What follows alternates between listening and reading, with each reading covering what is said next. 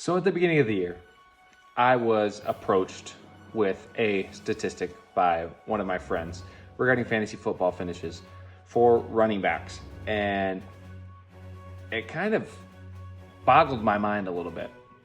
And the statistic was, at or above the age 26 season, there's only been one running back since 2016 to finish as a top 5 fantasy running back. Now, that kind of boggled my mind for 2 reasons. One, because the player pool coming in of rookie running backs wasn't as deep as years past. But 2, and this was more of what boggled my mind, is the vast majority of the top tier running backs that were preseason ranked as a top fantasy option had surpassed or at least met the criteria for being 26 years or older. I mean, you guys got guys like Alvin Kamara, Nick Chubb, Dalvin Cook, Derrick Henry, Austin Eckler. I mean, the list I could keep going on of list of valuable fantasy assets to have had you been looking at the preseason ranking.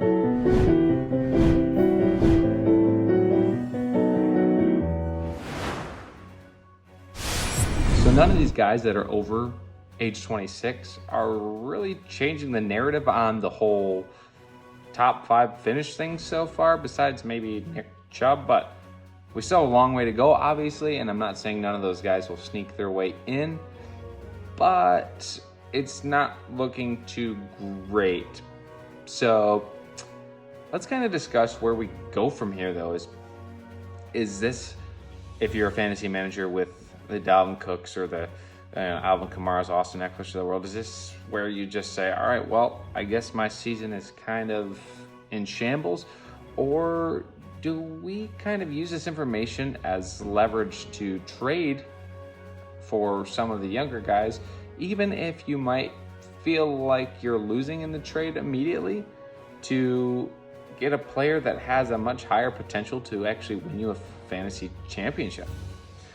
And I think the answer is quite clear, and I think the consensus has it all wrong. But I personally believe that it's okay to get a younger player and have to give up more with a guy that's already proven, like a Dalvin Cook or an Austin Eckler or whatever, whomever you may be trading away, to get younger, fresher legs. So now that we're 3 weeks into the season, there's been a lot of opinions formed, but I want to give you 3 guys that I think are absolute buy lows right now, so you can reap the benefits on their fantasy performance later. The first guy is going to be Kenneth Walker.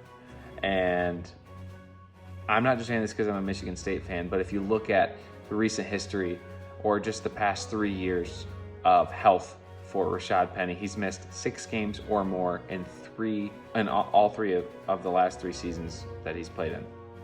So the fact that he can't stay available for the team throughout the whole year means that somebody else is going to get opportunities, more than likely, if history repeats itself. And I think that guy is obviously Kenneth Walker. I know they have DJ Dallas and Travis Homer and some other guys in the backfield, but Kenneth Walker will get the lion's share of the carries if Rashad Penny goes down, and I think he is a very, very capable back. One of the more talented runners in the NFL.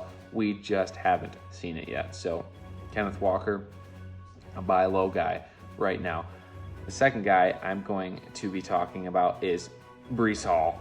And when you're number 2 on the depth chart and you're number 2 to Michael Carter, and there's some confusion going on with what the Jets offense is going to look like with the Zach Wilson-led offense, right now is time to buy because there's a lot of uncertainty.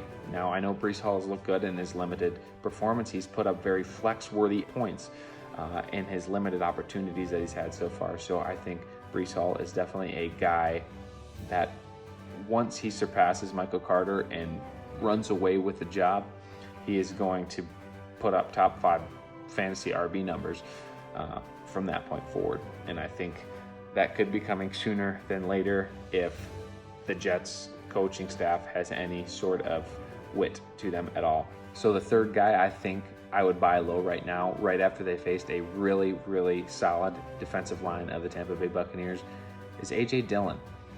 So A.J. Dillon is getting over 50% of the snaps. He's rushing the ball over 10 times a game.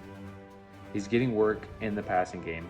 And Aaron Rodgers even said himself at the beginning of the year that he will be catching a plethora of passes moving forward, and I think his schedule really opens up from this point forward. So buying him now after 2 weeks of under 10 points per game, I think right now would be a very smart time to buy a guy who's got high RB2 upside, or RB1 upside with high RB2 weekly upside most weeks while Aaron Jones is still there. So those are the three guys I'd be buying: Kenneth Walker, Breece Hall, and A.J. Dillon.